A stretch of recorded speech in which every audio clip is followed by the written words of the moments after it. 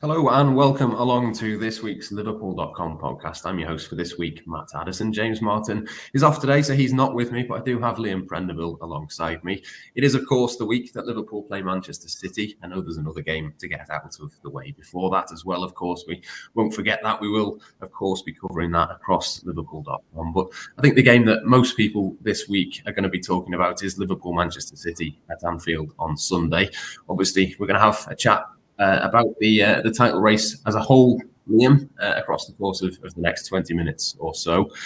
Obviously, as I say as well, do get your comments in. We are live across Facebook and YouTube for the next half an hour or so. 27 games gone, Liam. Liverpool on 63 points. I think most Liverpool fans would have taken it at that point. But how do you sort of sum it up from this point? Sort of 3/4 of the way through the campaign. It's not a bad position for Liverpool to be in, is it? No, I think, like you say, at the start of the season, I think a lot of Liverpool fans would have taken being ahead of Manchester City at this point, particularly after last year. Going into the home stretch, if you like, now, sort of the nights are drawing in a bit and stuff like that. And to be in this position, I think, Klopp would have taken it, the players would have taken it. And, if you go and face a Manchester City this weekend and you're ahead of them in the league, it's a great position to be in. Yeah, as we say, 27 games gone, Liverpool in the lead. It's really, really tight though, isn't it? There's 63 points for Liverpool, 62 for Manchester City and 61 for Arsenal. Obviously a big win for Mikel Arteta and his players. I think that probably says as much about how bad Sheffield United are as much as how good Arsenal are. Obviously does come with a big caveat of that being the case. But it feels like for the first time in a long time, or maybe even ever, it might go all the way to the end of this season where all three teams could have, a realistic opportunity of winning the league. And I suppose for the Premier League, that's a good thing for Liverpool as well, though. It makes it all the more exciting. And ultimately, if they do go on and win it, all the better to come out on top when it's at its most competitive as it's ever been, probably. Yeah, definitely. We've seen in the past sort of Liverpool and City going toe-to-toe right until the end, and 2 years really, final day heartbreak. This year there's probably going to be two teams that are going to be suffering on the final day. Like you say, we've never really seen it before. There's usually one team that sort of slips away sort of this stage of the season, but the form that the three teams are in doesn't seem to be that any team is going to stop. Obviously they've all got to face each other in the next couple of weeks, so points will be dropped, but at the moment, you can't really see anyone dropping points against the other teams in the division. Yeah, we'll come on to a couple of the games. Obviously, Manchester City playing Liverpool this week, as we're going to talk about, and they play Arsenal as well before the end of this month. So as much as Liverpool have to keep their eye on their own games and win their own matches, it is going to be interesting to see, where the other teams do drop points in the next few weeks. But we'll start with a question from Jack Priest in the comments. He says, how does it feel to not be the underdogs in the title race? Which I suppose is a bit of a different situation to what Liverpool have been in at certain points in the past. Obviously, they have won the league under Jurgen Klopp before, but there's also been times where they've been hoping that Manchester City might slip up in the run-in. They've obviously gone all the way with them and kept with them, but never quite been able to overtake on a couple of occasions. But it does feel a little bit different this time. Obviously, we could be having a very different conversation if they lose at Anfield on Sunday, but at least at this moment in time, Liverpool know that if they win the last matches of the season, as hard as that will be to go on a run of that length, it is effectively in their own hands at this point. Yeah, definitely. Like I say, if Liverpool wins their remaining games, the title's there. I wouldn't necessarily say that anyone is an underdog right now because there's so little between the three teams. You would probably say that Manchester City, because they've been there, they've done it. They're going for 4 in a row, that they are favourites, but it's very, very tight. Arsenal is the one that you would probably say has got the outside chance, but the form that they're in at the moment, it's all to play for, really. And you can't separate any of the teams right now, I don't think. Yeah, it's interesting with Arsenal as well, because I think they probably will beat Brentford again. The form that Brentford are in, they play Brentford on Saturday. That would then take Arsenal top. That would feel like a bit of a momentum shift for them, and obviously Liverpool and City playing each other the game after as well. It almost feels at the moment like there's a big moment every weekend. Obviously, last weekend was Liverpool against Forest, and for all the talk about the officials and all of that sort of fallout from that, again, that feels like a massive moment really for Liverpool in terms of what Darwin Núñez popped up with at the end. Yeah, I mean, watching the sort of last 10 minutes added time on Saturday, it was kind of felt that one team was going to win it. And ultimately, the goal, whichever way it went in, was going to have a big impact on the title race and probably the race at the other end of the table. The fact that Liverpool got that goal was massive in the way that it went as well. You know, the drama beforehand with sort of Forest on the attack and everything. It just kind of felt like it was a big moment. We've seen in the past where these title races have these goals that kind of shape the rest of the title race, really. Manchester United did that for so many years, where they would pop up and get a late goal, and that kind of swung things in their favour. So the fact that Liverpool were able to get it, I think it was massive. I really do. And you saw sort of the celebrations at the end with the fans. That I think Klopp and his players knew that was a really big result on Saturday. Yeah, it certainly felt like that. And obviously the reaction, as you say, the dugout just in front of where I was sat watching it, there was, players, staff, everyone going crazy. It felt like a big moment. And I think it probably felt like a big moment because of that Manchester City game next weekend. If Liverpool had gone into that game, obviously at that point, City hadn't beaten United, but I think we pretty much all knew that was going to happen. It kind of felt like it set it up nicely. The fact that Liverpool go into the game at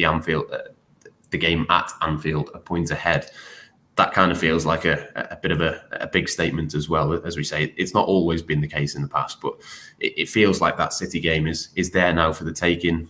I suppose the question really around that is, do Liverpool take a draw, or do you obviously go into the game as trying to best win it as you can in terms of these big games? And it would be massive if Liverpool could get the 3 points. But the fact that they beat Forest, does that maybe make a point, even though that probably would bring Arsenal into it even more? It probably makes that an acceptable result, I would say, for Sunday now. Yeah, definitely. Like you say, going to Anfield on Sunday and turning City over would be a real statement. But ultimately, a draw would keep Liverpool ahead in the race. Obviously Arsenal's goal difference changes things a little bit, but I think if Liverpool were to draw on Sunday and win its remaining games, you would say that would be enough to win the title. I know Gary Neville was on Sky on Sunday saying that Liverpool and Arsenal have to beat City, sort of to win the title. But I mean, I think a point would be a half decent result, keep sort of the run going. But obviously, if Liverpool were able to get the win, then that would really, really make a statement and put the pressure on City. Yeah, a draw feels like a likely outcome to me, I have to say. I think it's probably not the worst result for Liverpool. City don't have a great record. I know Phil Foden's been speaking about that since the Manchester derby, looking ahead to next weekend and saying that they haven't got the best record. It's obviously, something that they would like to get one over Liverpool and to go and win at Anfield when there's fans in the ground. That would be, a big statement for them. As Gary Neville said as well, like you say, it would be another one of those kind of monumental moments in the title race in terms of being a big statement in itself. But it'd certainly be interesting to see what happens there. But just before we talk a little bit more about Manchester City and Arsenal, then Liverpool's hardest games, I think it's fair to say, Manchester United away, Everton as well, a trip to Goodison Park. That's going to be midweek. We don't quite know when that's going to be because that's been rearranged. Tottenham at home, I think that's always going to be a tricky game. But then you think of what happened in the reverse fixture. I think Liverpool should have more than enough motivation, and Anfield should be fired up enough, shall we say, to help them get over the line in that one. And Villa away, the second to last game, that feels like a massive game as well. That might be one that they need to win to get into the Champions League. So there's still lots of tricky games for Liverpool. Obviously, all of the games are going to be difficult. There's no easy games, as the cliche goes. But I think those games in particular look tricky. They look like the ones that, if you're City and Arsenal, you're probably watching those games, United, Spurs, Villa in particular, I think, and thinking there might be a chance for Liverpool to slip up in those. Yeah, definitely. I think the trip to Old Trafford's a big one. Liverpool have got a decent record there in recent years, but United they've still got a lot to play for, and they're going to want to have a big say in the title race. Whether they'll want Liverpool or City to finish on top, I'm not quite sure, but that's never an easy game. Like I said, going to Goodison isn't either, particularly with Everton fighting at the wrong end of the table. And the trip to Villa Park, for me, that is going to be a really tough game. could be Villa's last home game of the season, I think, pushing for the top 4, where a win may ultimately secure a place in the Champions League for them. They've picked up some very good results at home already this season against City, against Arsenal. So, that for me is the tough game. And Spurs is never an easy game either. Ange's got them playing really well, and they're always a threat going forward. They do concede a lot of chances at the other end. But yeah, like I say, no games are easy. But for me, Liverpool does have a slightly favourable run compared to the other two. But it's going to be interesting to see how those games pan out. Yeah, I think the Villa one in particular, I mean, there is obviously a chance that Villa might already be in the Champions League at that point. They might have European games still at that point. We don't quite know what the circumstances are going to be around those fixtures, but that does look a particularly tricky one to have to go there away from home. I think, again, that would be a big statement for Liverpool to go there and win. But I suppose there's still a lot of football to be played before then. So let's move on to Manchester City then. We'll talk about Arsenal as well in just a second. But I suppose there's two ways of looking at City really in recent weeks. They've had a couple of 1-0 wins. They went behind to Manchester United and ultimately find that fairly easy in the end. They are kind of simultaneously, I think, on a little bit of a roll in terms of their results. Similar to Liverpool, they've got into a bit of a winning groove. But I do think there's also an opportunity sometimes to get at their defence. Maybe if Marcus Rashford had headed the ball forwards instead of backwards when he had that chance to go through, there's maybe been one or two opportunities to get at them. So as much as they are sort of looking formidable in terms of their results at the moment, there is, I think, an opportunity for a few teams, if they are brave and they do go for it at certain times. They can be got at a little bit, Manchester City, I think. Yeah, I think we saw in the recent draw with Chelsea that they do leave sort of gaps in behind, and teams who play well on the counter can exploit them. United did have a few opportunities in the second half as well, and just the final pass was just lacking. Sort of Rashford almost got in, I think Garnacho as well. So there are opportunities that Liverpool can exploit. Like I say, if City do come out and go for the win, they will leave spaces in behind, and they do rely on Kyle Walker's pace a lot. He does bail them out of a lot of situations, but I do feel that if Liverpool get it right, particularly when they play on the transition and on the counter, that they could definitely exploit those gaps. Yeah, it'll be interesting to see how Pep Guardiola sets up at Anfield. I think that there is a scenario where it's kind of a 0-0, a bit of a stalemate, and no one really wants to commit too many players forward. No one wants to risk losing that game, but it'd be really interesting to see what they do. But I look at some of their games. They've obviously got Aston Villa as well, but that's at the Etihad. The Arsenal game is obviously one that Liverpool will be keeping an eye on. But again, that's at the Etihad as well, which I think makes it even harder to make the case for Arsenal going all the way. But that Tottenham game as well, Spurs away, City have not got the best record there. They do tend to drop points there quite frequently. Again, you don't want to hang your hat on Liverpool having to watch that game and needing Spurs to win, or Villa or Arsenal or whoever else it is. Liverpool have got to do their own job. But again, probably I'd say a similar run-in to Liverpool really in terms of the difficulty. You look at some of those games that are left for City, as much as City will look at Liverpool's running and think there might be a couple of drop points here and there, I think Liverpool probably can do a similar thing with City as well. Yeah, I agree. And ultimately, City have got the two other title challenges to play. Liverpool play City, Arsenal play City, but City play them both. So ultimately, if they can get 6 points in them games, that they'll be setting themselves up really well. The Tottenham game is a tough one. They kind of had that bit of a curse, didn't they, when they were playing at the new stadium? I know they won there in the FA Cup, so that may change things a little bit, but they don't have a great record against Spurs at all. So that's a tough game. But like you say, ultimately it's down to Liverpool to do their job. They have to keep winning, and if they keep winning and can put the pressure on City, then that's the most important thing. Yeah, I think Spurs feels like a team where you could probably see Son or Kulusevski or, whoever it might be exploiting those gaps. Maybe the chances that Manchester United and various other teams over the last few weeks, I think Brentford had a couple of opportunities when they played City but couldn't quite make the most of them. If ever there is a team that can do that on the counter-attack, I think it's probably Tottenham that could do that. Maybe Villa as well, in fairness. They will probably put up a decent fight as well. But those are Liverpool and City then. Let's finish up with a look at Arsenal. Obviously, free scoring, a big win for them, as we say, a big caveat as well. I think probably we both fancy them to beat Brentford at the Emirates next weekend. That would put them top and I think would give them a bit of a boost. But don't know, how do you assess Arsenal so far? I don't know quite what it is, but I'm not quite as convinced on Arsenal as what some people are. I think City and Liverpool are probably ahead of them in terms of the likelihood of going on and winning it. But I suppose if they go top ahead of Liverpool against City on the weekend, that would feel like a big moment for them as well. Yeah, I think a lot of people have sort of made their mind up on Arsenal after last season, and they fell away and they're in a great position to go on and win the league. I think as well, a lot of people also probably wrote them off at Christmas.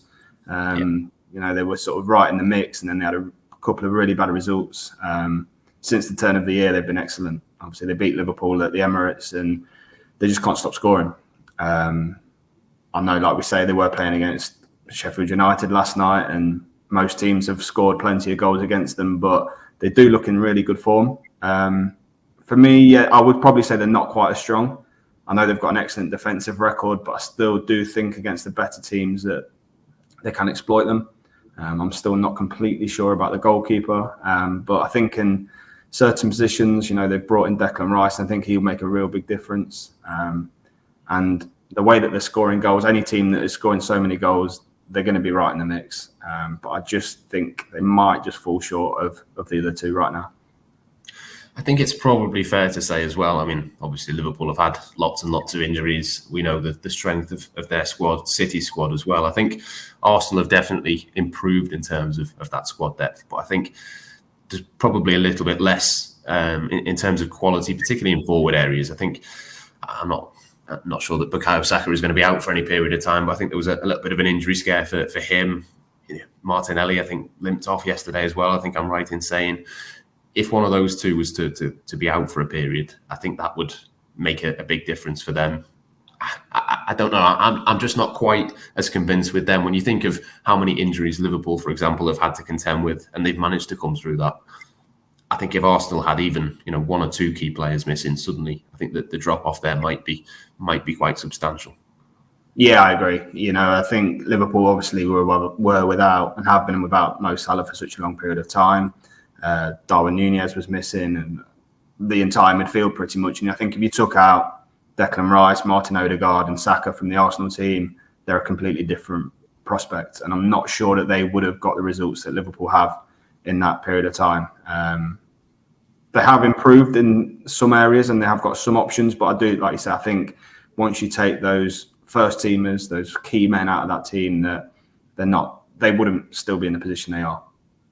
I think the impact of the Champions League as well is important for them. I think you'd probably expect them. I know they lost the first leg, didn't they, against Porto, but I expect them to go through. If they had a big game, it could even be Manchester City that they end up getting at some point in the Champions League. If it was a Real Madrid or a team like that, I mean, I'd fancy Arsenal to have a chance in the Champions League of going all the way, but simultaneously doing Europe and the Premier League at the same time. I wonder whether that might play into it as well, because I have to say, I think if Liverpool had gone to the Emirates a few weeks ago and won, that would have put, I think, an 8-point gap between the two teams. I wonder at that point, maybe Arsenal's focus would have switched completely to the Champions League. Obviously, it didn't work like that. It was a bit of a 6-pointer that they came out on top of. But I think, obviously, draw dependent. If they get an easier draw, maybe that doesn't quite have so much of an impact. But I still wonder, I suppose it goes back a bit to the squad depth as well. I wonder if they would be able to cope with a Real Madrid or a City over 2 legs and keep that up in the Premier League. At some point, I think with Arsenal, maybe there's a little bit of a slip in there somewhere. Yeah, I think for me personally, I think if they were to lose to Porto, they'd be disappointed. But I think Mikel Arteta would probably see it as a bit of a positive, even some ways. They could just focus on the Premier League. They could go all out for the title. City, you'd expect them to go far in the Champions League again. Liverpool are favourites for the Europa League, and you would expect them to go far in that. There is the opportunity, of course, to rest players in the Europa League. But for Arsenal, I don't think they could really go that far in the Champions League, right to the semi-finals and finals, and still be in the title race. Like I say, I think the squad depth probably is missing in a few areas. But they were knocked out of Europe last year, and everyone kind of said that's a good thing. They can go on and focus on the title. That didn't quite work. So I suppose it's a catch-22 situation. It could work in their favour, but at the same time, you want to keep winning. And if they can beat Porto and carry on this good run, they're going to take some stopping. Yeah, they're a very, very good team. I think it's fair to say that all three of the contenders are, and that's kind of why we're picking them apart, isn't it? It's trying to look for these little bits and pieces where they might just drop a couple of points. Even a draw against a lesser team might be all it takes, really. But in terms of the games that they've got left, and you mentioned before that they've got probably the hardest run in. Obviously, Manchester City away, that's as tough as it gets, really. But they've got Chelsea, Villa, Spurs, Manchester United as well still to play. It does feel like they've played a couple of the weaker teams in recent weeks and managed to rack up a few goals. But I suppose you can make the case that Chelsea maybe isn't quite as hard as what you'd think it might be on paper. Spurs, though, is a big one for them, with it being a derby. Man United, similar to Chelsea, you don't quite know what you're going to get. But on paper, at least, to have City, Chelsea, Villa, Spurs and Manchester United left, there's a few big games in there. Yeah, I think if Arsenal were to go on and win the title from here, then they would have done a fantastic job. I think the run that they've had has been quite favourable, but the fact that they've beaten the teams in such sort of convincing fashion has really pushed them back into the race.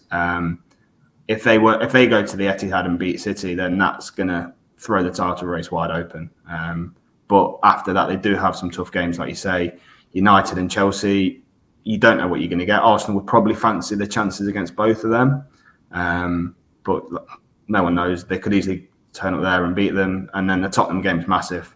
If Arsenal is right in the race towards those final weeks of the season and Tottenham have got a chance to put an end to their hopes, then they're gonna lap that up completely. But I think every game, like you say, every game's tough in the Premier League right now. All three teams have got tough games. And there will be some dodgy results along the way.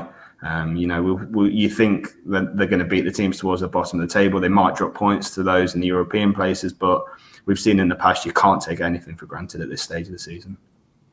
Yeah, I think it's fair to say that probably all three will drop points unexpectedly at some point. It's just, when does that come?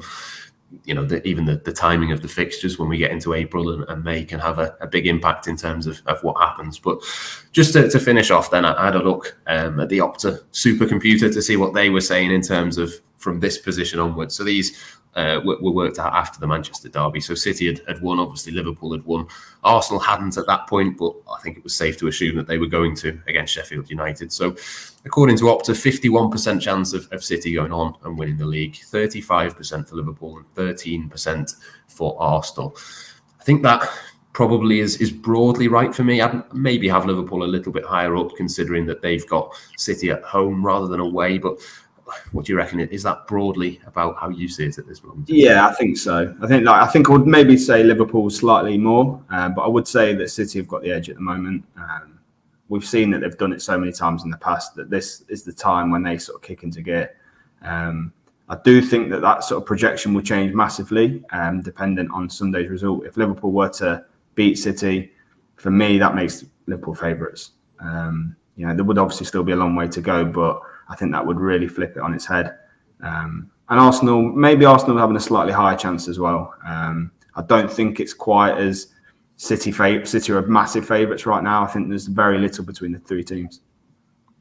Yeah, I mean, the City and Liverpool game could, as you say, change things massively. I think that'd be really interesting if Liverpool were to win that. That'd be 4 points with 10 games left. That would be a big buffer. And of course, City playing Arsenal before the end of the month, you'd expect maybe a decent chance of some drop points in there as well. So yeah, certainly going to be an interesting end to the season. I think we'll leave it there, though, for this week's podcast. Thank you very much to Liam for joining me. Thank you for all of those comments as well. We will have a little flick through those after we've finished on this stream. But yeah, I think for this week, that will do us. Thank you very much for listening, and we'll catch you next week.